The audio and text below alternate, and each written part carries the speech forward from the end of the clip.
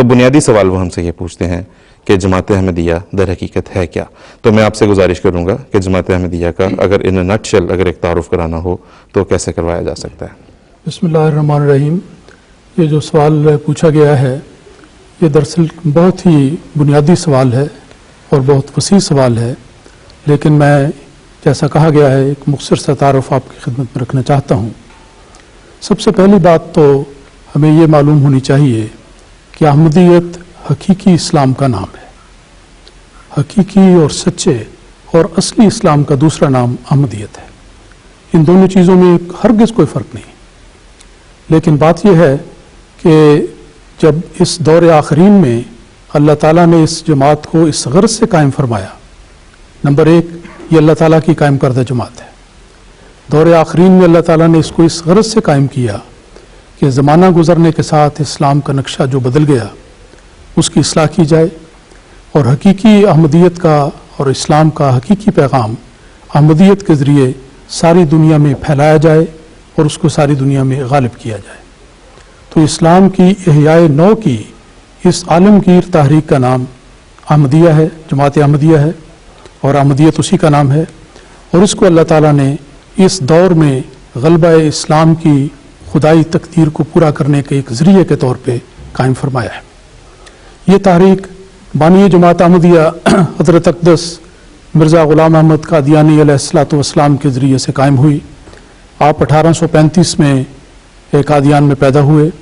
اس کے بعد 1889 میں 89 میں آپ نے اللہ تعالیٰ کے اذن سے اس جماعت کی بنیاد رکھی، اسلام کا دفاع کیا، اسلام کے خلاف اعتراضات کے جوابات دیے، کتابیں لکھی اور ہر ممکن ذریعے سے اسلام کو پیغام پہنچانے کی پوری جانفشانی سے کوشش فرمائی.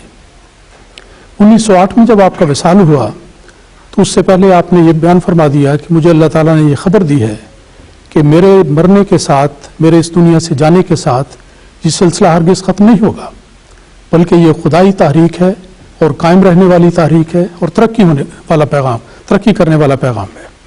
اس لیے میرے مرنے کے بعد خدا نے مجھے خبر دی ہے کہ جماعت میں علی منہاج نبوت ایک خلافت کا نظام جاری ہوگا.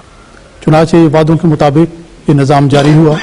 ایک کے بعد دوسرے خلیفہ مقرر ہوتے رہے جن کو اللہ تعالیٰ مقرر فرماتا رہا، اور آج اللہ تعالیٰ کے فضل سے جماعت احمدیہ عالمگیر کے امام سیدنا حضرت مرزا مسرور احمد صاحب خلیفۃ المسیح خامس ایدہ اللہ تعالیٰ بنصر عزیز اس عالمگیر جماعت کے روحانی سربراہ بھی ہیں اور خلیفۃ المسیح بھی ہیں، جن کو اللہ تعالیٰ نے اپنی خاص تقدیر سے مقرر فرمایا ہے. جماعت احمدیہ قادیان سے شروع ہوئی، گمنامی کی حالت میں اس کا آغاز ہوا، لیکن خدائی وعدوں کے مطابق یہ ترقی کرتی گئی اور آج اللہ تعالیٰ کے فضل سے دنیا کے 195 ملکوں میں یہ جماعت قائم ہے اور اس کی تعداد کروڑوں میں ہے جو ہر روز ترقی کرتی چلی جا رہی ہے. لیکن سوال یہ پیدا ہوتا ہے کہ اصل میں احمدیت ہے کیا؟ تو جیسا میں عرض کر چکا ہوں، احمدیت حقیقی اسلام کا دوسرا نام ہے اور اسلام کی اصلی صورت کو احمدیت کی صورت میں پیش کیا گیا ہے. جب زمانہ گزرتا ہے تو وقت گزرنے کے ساتھ بعض اوقات چیزوں کے اوپر غبار طاری ہو جاتا ہے، کچھ ان کی حقیقت نظروں سے اوجھل ہو جاتی ہے، کچھ مسخ کر دی جاتی ہے، کچھ بھلا دی جاتی ہے. تو یہ وہ دور تھا جس کی ساری کیفیت ہمیں اس زمانے میں نظر آتی ہے جو دور آخرین تھا، اور اس زمانے میں اللہ تعالیٰ نے اپنے وعدے کے مطابق حضرت بانی سلسلہ علیہ احمدیہ کو مسیح موعود کے طور پر، امام مہدی کے طور پر مقرر فرمایا اور آپ کے ذریعے سے احیاء اسلام کی بنیاد رکھی گئی. 3 بڑی باتیں ہیں جن کا خاص طور پہ سمجھنا بڑا ضروری ہے. احمدیت نے دنیا کو ایک زندہ خدا کا تصور پیش کیا. خدا حی و قیوم ہے، لیکن اس کا ایک زندہ تصور احمدیت نے پیش کیا. اللہ تعالیٰ دائمی قدرتوں کا مالک خدا ہے، حی و قیوم خدا ہے، سچے وعدوں والا خدا ہے، اور وہ خدا ہے جو اپنے فرستادوں کی ہمیشہ تائید و نصرت کرتا ہے اور انہیں بالآخر کامیابی عطا کرتا ہے، غلبہ عطا فرماتا ہے. تو یہ زندہ تصور کہ اللہ تعالیٰ اپنے بندوں سے کلام کرتا ہے، ان کی مدد کرتا ہے اور جس کو چاہتا ہے جس منصب پہ فائز کر دیتا ہے، اور اللہ تعالیٰ اپنے بندوں کی دعاؤں کو بھی سنتا ہے. یہ تصور سچے معنوں میں اور حقیقی معنوں میں احمدیت کے ذریعے اور حضرت بانی سلسلہ علیہ احمدیہ کے ذریعے دنیا کو عطا کیا گیا، اور اس کے نمونے زندہ تازہ بتازہ نمونے آپ کی زندگی میں نظر آتے ہیں جو لوگوں کے لیے ازدیاد ایمان کا موجب ہے. دوسرا پہلو ہے अहमदियत ने दुनिया को एक जिंदा रसूल अता किया, एक ऐसा रसूल जो खातमुन नबीयीन, अफसलुन नबीयीन, सबसे आला, सबसे अफसल, सबसे मुकम्मल, और एक ऐसा रसूल है जो रूहानी लिहाज से हमेशा जिंदा है। उसकी रूहानी ताईदात और बरक़ात हमेशा हमेशा जारी रहने वाली है।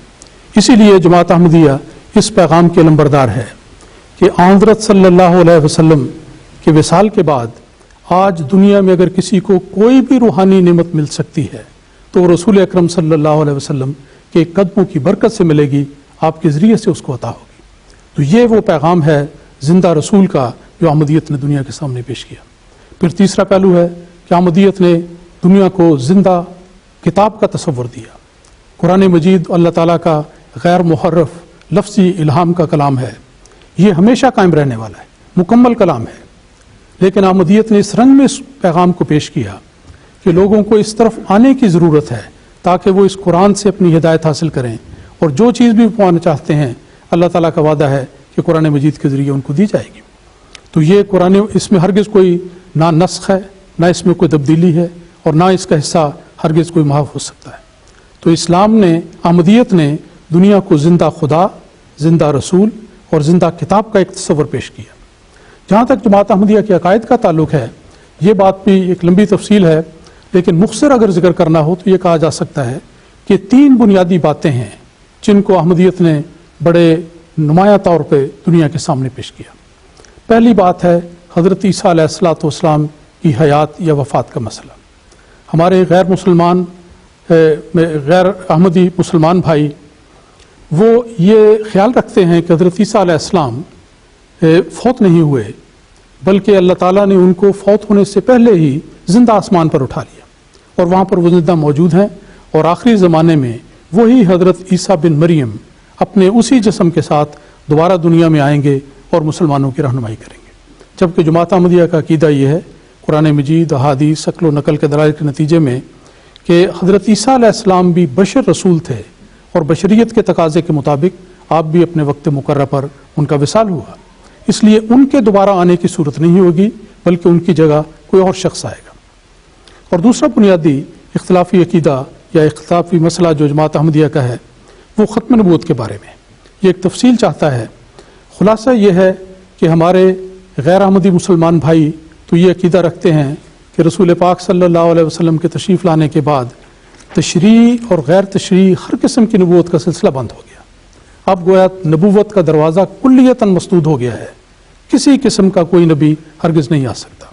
लेकिन जमात अहमदिया अल्लाह ताला के फल से कुरान मजीद और अहादीस और अक़ल व नक़ल के नताइज दलाइल के नतीजे में इस बात पर यकीन रखती है और इसी बात को पेश करती है कि ख़त्म नबूवत का सही मफ़हूम यह है कि आइंदा के लिए रसूल अकरम सल्लल्लाहु अलैहि वसल्लम के तवस्सुत से हर रूहानी बरकत और इनाम मिल सकता है, जिसमें उम्मती नबूवत का इनाम भी शामिल है।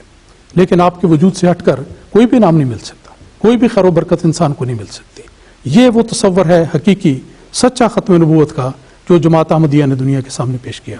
और आखिरी बात यह है कि गैर हमारे अहमदी मुसलमान भाई ये अक़ीदा रखते हैं कि आखिरी ज़माने में जब मुसलमानों में बिगाड़ पैदा होगा तो उनकी इस्लाह से आसमान से हज़रत ईसा अलैहिस्सलाम उतरेंगे। गोया एक वो रसूल जिनकी हम बहुत इज़्ज़त करते हैं, जिनके बारे में अल्लाह ताला ने वजीहन फिद दुनिया वल आखिरा भी फरमाया, लेकिन उन्हें रसूलन इला बनी इसराइल भी फरमाया कि वो बनी इसराइल के रसूल हैं।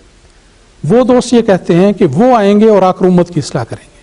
हमारा अक़ीदा ये है कुरान के मुताबिक, हदीस के मुताबिक, कि जो आने वाला मुस्लिह होगा वो हज़रत सल्लल्लाहु अलैहि वसल्लम के ग़ुलामों में से ग़ुलाम होगा, आपका एक उम्मती होगा, और इसी फैज़ ख़त्म नबूवत की बरकत से अल्लाह ताला उसको इस मुकाम पर खड़ा करेगा, इमाम महदी बनाएगा, ताकि वह सारी उम्मत की इस्लाह करे और सारी दुनिया में इस्लाम के आलमगीर पैगाम को पहुँचाए। तो ये खुलासतन इस सवाल का जवाब है कि अहमदियत क्या है और अहमद के इम्तियाज़ी अक़ायद क्या है।